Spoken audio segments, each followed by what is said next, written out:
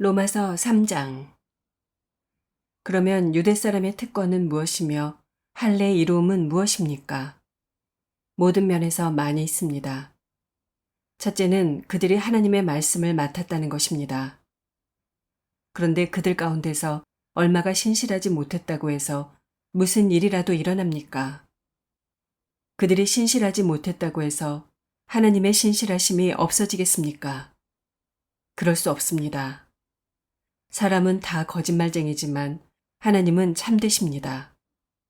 성경에 기록한 바 주님께서는 말씀하실 때에 의로우시다 인정을 받으시고 재판을 받으실 때에 주님께서 이기시려는 것입니다. 한 것과 같습니다. 그런데 우리의 불의가 하나님의 의를 드러나게 한다면 무엇이라고 말하겠습니까? 우리에게 진노를 내리시는 하나님이 불의하시다는 말입니까? 이것은 사람들이 말하는 방식으로 내가 말해본 것입니다. 절대로 그럴 수 없습니다.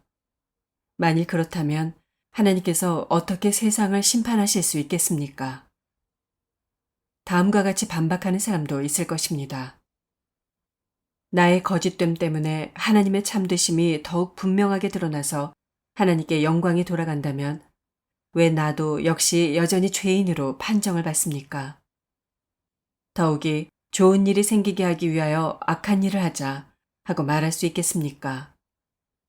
사실 어떤 사람들은 우리가 그런 말을 한다고 비방합니다. 그런 사람들은 심판을 받아야 마땅합니다. 그러면 무엇을 말해야 하겠습니까? 우리 유대 사람이 이방 사람보다 낫습니까? 전혀 그렇지 않습니다. 유대 사람이나 그리스 사람이나 다 같이 죄 아래에 있음을 우리가 이미 지적하였습니다. 성경에 이렇게 기록되어 있습니다. 의인은 없다. 한 사람도 없다. 깨닫는 사람도 없고 하나님을 찾는 사람도 없다. 모두가 곁길로 빠져서 쓸모가 없게 되었다. 선한 일을 하는 사람은 없다. 한 사람도 없다. 그들의 목구멍은 열린 무덤이다. 혀는 사람을 속인다. 입술에는 독사의 독이 있다. 입에는 저주와 독설이 가득 찼다. 발은 피를 흘리는 일에 빠르며 그들이 가는 길에는 파멸과 비참함이 있다. 그들은 평화의 길을 알지 못한다. 그들의 눈에는 하나님을 두려워하는 빛이 없다. 율법에 있는 모든 말씀이 율법 아래 사는 사람에게 말한 것임을 우리는 압니다. 그것은 모든 입을 막고 온 세상을 하나님 앞에서 유죄로 드러내려는 것입니다. 그러므로 율법의 행위로는 하나님 앞에서 의롭다고 인정받을 사람이 아무도 없습니다. 율법으로는 죄를 인식할 뿐입니다. 그러나 이제는 율법과는 상관없이 하나님의 의가 나타났습니다. 그것은 율법과 예언자들이 증언한 것입니다. 그런데 하나님의 의는 예수 그리스도를 믿는 믿음을 통하여 오는 것인데 모든 믿는 사람에게 미칩니다. 거기에는 아무 차별이 없습니다. 모든 사람이 죄를 범하였습니다. 그래서 사람은 하나님의 영광에 못 미치는 처지에 놓여 있습니다. 그러나 사람은 그리스도 예수 안에서 얻는 구원으로 말미암아 하나님의 은혜로 값없이 의롭다는 선고를 받습니다. 하나님께서는 이 예수를 속죄제물로 내주셨습니다. 그것은 그의 피를 믿을 때에 유효합니다. 하나님께서 이렇게 하신 것은 사람들이 이제까지 지은 죄를 너그럽게 보아주심으로써 자기의 의를 나타내시려는 것이었습니다. 하나님께서 오래 참으시다가 지금 이때에 자기의 의로우심을 나타내신 것은 하나님은 의로우신 분이시라는 것과 예수를 믿는 사람은 누구나 의롭다고 하신다는 것을 보여주시려는 것입니다. 그렇다면 사람이 자랑할 것이 어디에 있습니까? 전혀 없습니다. 무슨 법으로 의롭게 됩니까? 행위의 법으로 됩니까? 아닙니다. 믿음의 법으로 됩니다. 사람이 율법에 행위하는 상관없이 믿음으로 의롭다고 인정을 받는다고 우리는 생각합니다. 하나님은 유대 사람만의 하나님이십니까? 이방 사람의 하나님도 되시지 않습니까? 그렇습니다. 이방 사람의 하나님도 되십니다. 참으로 하나님은 오직 한 분뿐이십니다. 그러므로 하나님께서는 할례를 받은 사람도 믿음을 보시고 의롭다고 하시고 할례를 받지 않은 사람도 믿음을 보시고 의롭다고 하십니다. 그러면 믿음으로 말미암아 우리가 율법을 폐합니까? 그럴 수 없습니다. 도리어 율법을 굳게 세웁니다. 4장. 그러면 육신상으로 우리의 조상인 아브라함이 무엇을 얻었다고 우리가 말할 수 있겠습니까? 아브라함이 행위로 의롭게 되었더라면 그에게는 자랑할 것이 있었을 것입니다. 그러나 하나님 앞에서는 자랑할 것이 없습니다. 성경이 무엇이라고 말합니까? 아브라함이 하나님을 믿으니 하나님께서 그를 의롭다고 여기셨다 하였습니다. 일을 하는 사람에게는 품삯을 은혜로 주는 것으로 치지 않고 당연한 보수로 주는 것으로 생각합니다.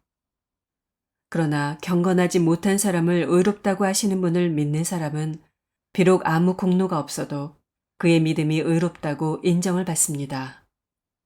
그래서 행한 것이 없어도 하나님께서 의롭다고 여겨주시는 사람이 받을 복을 다윗도 다음과 같이 말하였습니다. 하나님께서 잘못을 용서해 주시고 죄를 덮어주신 사람은 복이 있다.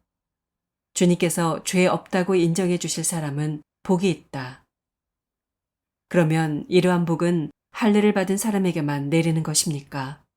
그렇지 않으면 할례를 받지 않은 사람에게도 내리는 것입니까?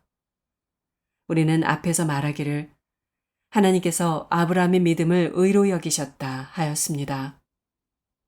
그러면 어떻게 아브라함이 그러한 인정을 받았습니까? 그가 할례를 받은 후에 그렇게 되었습니까? 그렇지 않으면 할례를 받기 전에 그렇게 되었습니까? 그것은 할례를 받은 후에 된 일이 아니라 할례를 받기 전에 된 일입니다. 아브라함이 할례라는 표를 받았는데 그것은 그가 할례를 받지 않은 상태에서 이미 얻은 믿음의 의를 확증하는 것이었습니다. 그래서 그는 할례를 받지 않고도 믿는 모든 사람의 조상이 되었으니 이것은 할례를 받지 않은 사람들도 의롭다는 인정을 받게 하려는 것이었습니다.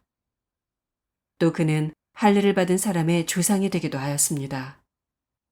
다시 말하면 할례만을 받은 것이 아니라 또한 우리 조상 아브라함이 할례를 받지 않은 상태에서 걸어간 믿음의 발자취를 따라가는 사람들의 조상이 되었습니다. 아브라함이나 그 자손에게 주신 하나님의 약속, 곧 그들이 세상을 물려받을 상속자가 되리라는 것은 율법으로 말미암은 것이 아니라 믿음의 의로 말미암은 것입니다.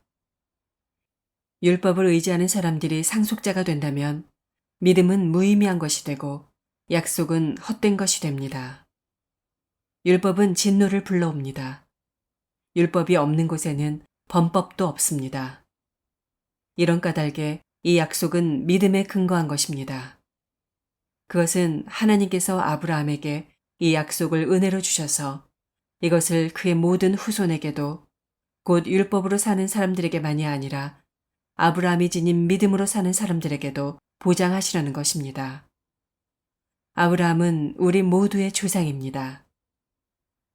이것은 성경에 기록된 대로 내가 너를 많은 민족의 조상으로 세웠다 함과 같습니다. 이 약속은 그가 믿은 하나님, 다시 말하면 죽은 사람들을 살리시며 없는 것들을 불러내어 있는 것이 되게 하시는 하나님께서 보장하신 것입니다. 아브라함은 희망이 사라진 때에도 바라면서 믿었으므로 너의 자손이 이와 같이 많아질 것이다 하신 말씀대로 많은 민족의 조상이 되었습니다. 그는 나이가 100세가 되어서 자기 몸이 이미 죽은 것이나 다름없고 또한 사라의 태도 죽은 것이나 다름없는 줄 알면서도 그는 믿음이 약해지지 않았습니다. 그는 하나님의 약속을 믿고 의심하지 않았습니다. 오히려 그는 믿음이 굳세어져서 하나님께 영광을 돌렸습니다. 그는 하나님께서 스스로 약속하신 바를 능히 이루실 것이라고 확신하였습니다. 그래서 하나님께서는 이것을 보시고 그를 의롭다고 여겨주셨습니다. 그가 의롭다는 인정을 받았다 하는 말은 아브라함만을 위하여 기록된 것이 아니라 하나님께서 의롭다고 여겨주실 우리, 곧 우리 주 예수를 죽은 사람들 가운데서 살리신 분을 믿는 우리까지도 위한 것입니다. 예수는 우리의 범죄 때문에 죽임을 당하셨고 우리를 의롭게 하시려고 살아나셨습니다.